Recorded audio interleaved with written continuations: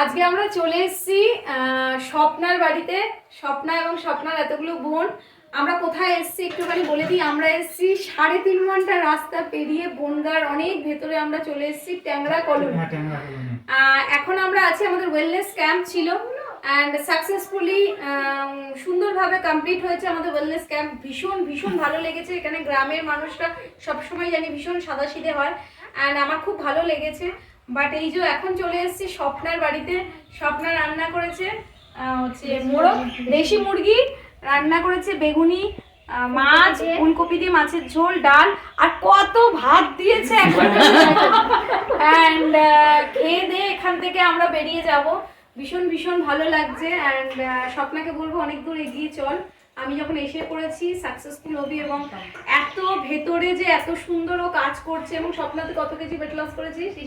30 KG weight loss করেছে and অসাধারণ ও transformation. এবং এখানের ভেতরে এত ভেতরে যে মানুষ এত ইনফরমেশন মানুষ শুনছে, আমরা ইনফরমেশন দিচ্ছি মানুষ শুনছে এবং আমাদের সিস্টেমে আসছে, এটা দেখে আমার ভীষণ ভীষণ ভালো লাগছে।